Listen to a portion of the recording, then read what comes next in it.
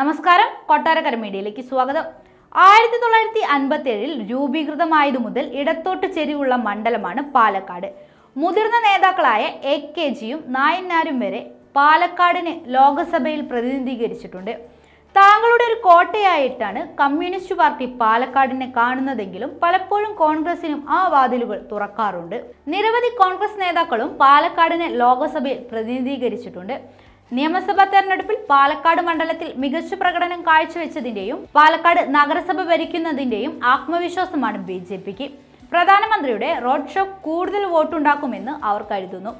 Sitting MPയും മുൻ MPയുമായ മുൻ നഗരസഭാ ചെയർമാൻ ഏറ്റുമുട്ടുമ്പോൾ പാലക്കാട്ടെ കാറ്റ് എങ്ങോട്ട് വീശുമെന്നറിയാൻ വേനലും കഴിഞ്ഞ് കാലാവർഷാരംഭം വരെ കാത്തിരിക്കണം. മണ്ഡല ചരിത്രം. പാലക്കാട് ഇതുവരെ നടന്ന 16 ലോക്സഭാ തെരഞ്ഞെടുപ്പുകളിൽ 11 തവണയും LDF വിജയിച്ചപ്പോൾ 5 തവണയാണ് കോൺഗ്രസിന് അനുകൂലമായത്. പാലക്കാട് ലോക്സഭാ മണ്ഡലത്തിലെ 7 നിയമസഭാ മണ്ഡലങ്ങളിൽ 5 സീറ്റുകളും നിലവിൽ LDF ആണ് പ്രതിദാനം ചെയ്യുന്നത്. ഷൊർണൂർ, ഒറ്റപ്പാലം, കോങ്ങാട്, പട്ടാമ്പി, മലമ്പുഴ എന്നീ സീറ്റുകളാണ് LDFന്റേത്. മണ്ണാർക്കാട് മണ്ഡലം UDFന്റെ ഭാഗമായ മുസ്ലിം ലീഗിനും പാലക്കാട് സീറ്റിൽ കോൺഗ്രസുമാണ്. പോരാട്ടം ഇവർ തമ്മിൽ. സിറ്റിംഗ് MP VK ശ്രീകണ്ഠൻ തന്നെയാണ് കോൺഗ്രസിനായി ഇത്തവണയും രംഗത്തിറങ്ങുന്നത്. CPM കേന്ദ്ര കമ്മിറ്റി അംഗവും 1989 മണ്ഡലത്തെ പ്രതിനിധീകരിച്ച് A വിജയരാഘവനെയാണ് നഷ്ടമായ മണ്ഡലം തിരിച്ചുപിടിക്കാനായി CPM രംഗത്തിറക്കിയിരിക്കുന്നത്. BJP സംസ്ഥാന സെക്രട്ടറിയും പാലക്കാട് കോർപ്പറേഷൻ മുൻ ഡെപ്യൂട്ടി മേയറുമായ C കൃഷ്ണകുമാറാണ് BJPക്കായി മത്സര രംഗത്തുള്ളത്.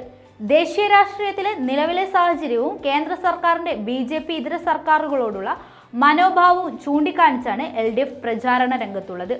സംസ്ഥാനങ്ങൾക്ക് അർഹമായ തുക രാഷ്ട്രീയത്തിന്റെ പേരിൽ നിരസിക്കുന്നു എന്നതും LDFന്റെ വാദമാണ്. നിലവിൽ മണ്ഡലത്തിൽ നടത്തിയ വികസന പ്രവർത്തനങ്ങൾ മുൻനിർത്തിയും രാജ്യത്ത് BJP ഇതര സർക്കാർ എന്ന ലക്ഷ്യവും പ്രചാരണായുധമാക്കിയാണ് കോൺഗ്രസിന്റെ പ്രവർത്തനം. ദേശീയ തലത്തിൽ കോൺഗ്രസ് ഭരണം വീണ്ടും വരണമെന്നും പഴയ ഇന്ത്യയെ തിരിച്ചുപിടിക്കണമെന്നും കോൺഗ്രസ് പറയുന്നു. സംസ്ഥാന സർക്കാരിനെതിരെയുള്ള രാഷ്ട്രീയ ആരോപണങ്ങളും കോൺഗ്രസ് പ്രചാരണായുധമാക്കുന്നുണ്ട്. ദേശീയ തലത്തിൽ ഒരു മുന്നണിയുടെ ഭാഗമായ ഇരു പാർട്ടികളും കേരളത്തിലെ ജനങ്ങളെ വിഡ്ഢികളാക്കുകയാണെന്നാണ് BJPയുടെ വാദം. നരേന്ദ്രമോദി സർക്കാർ നടപ്പിലാക്കിയ വികസന പ്രവർത്തനങ്ങളും താങ്കൾ വീണ്ടും അധികാരത്തിലെത്തുമെന്ന് ഇതിലൂടെ മണ്ഡലത്തിലും മികച്ച പ്രകടനം കാഴ്ചവെക്കുമെന്നാണ് BJP പ്രതീക്ഷിക്കുന്നത്.